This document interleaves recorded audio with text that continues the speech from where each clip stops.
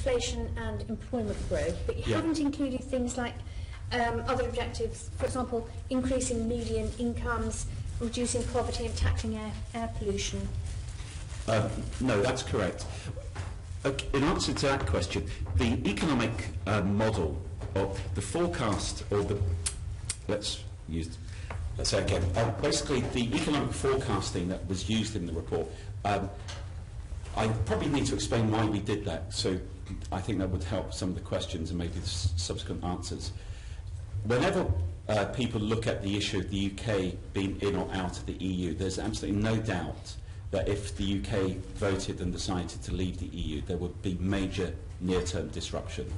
The complexity from a legal side, from a business perspective, as well as actually trying to negotiate a favourable arrangement in the short term. So when people tend to, in my mind, do economic forecast, if they just focus on a 2, 3, 4 year time horizon, it will always show staying in the EU, whatever happens, the EU is better than the alternative because of that economic disruption. So I thought it would be important, therefore, to have a longer term forecast that takes into account a couple of economic cycles so that we could see over a longer term time period. And in some respects, 20 years was chosen in an arbitrary way in one respect. We could have argued longer, we could have argued shorter, but I felt we needed to capture at least a couple of economic cycles. So when we discussed the time period over which to do a longer term forecast with Volterra, their suggestion was maybe, yes, a 20-year period would be the best. And I don't think we should get too hung up in some respects about the microscopic detail of every forecast within it, but it's just to give us an indication, a qualitative. But coming back to your question, yeah, it was broad macroeconomic indicators, not drilling down into a lot of other issues, but one would anticipate that if we had a much stronger economic performance, then those other indicators should naturally be better, i.e. jobs, wages, poverty reduction, etc.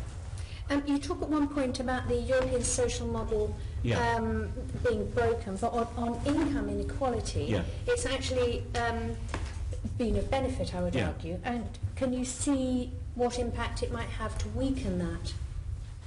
No, well, within the report, I do talk about various options in terms of the UK with respect to the social model.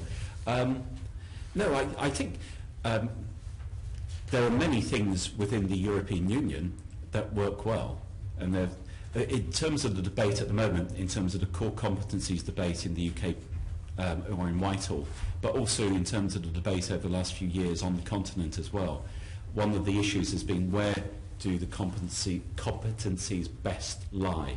There are certain things that work better at the European level and one or two things that might work better at the national level. But certainly if the social indicators work better at the European level, then many people would argue that's a strong reason to remain in. But again, I think we need to weigh each thing up on its own merits. Hopefully that answers that question. Yes. We've had a similar conversation before about climate change not being a factor in this. And are you assuming that these levels of export-led growth are compatible with tackling climate change?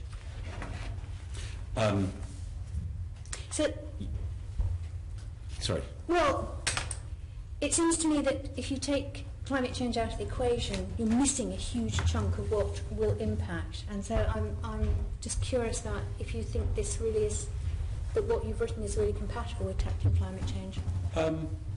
Yeah, I think so, but I don't think, in some respects, climate change is an important issue regardless of whether the UK remains in the EU or whether the UK leaves the EU. It has to be something that is important in any future economic or institutional environment.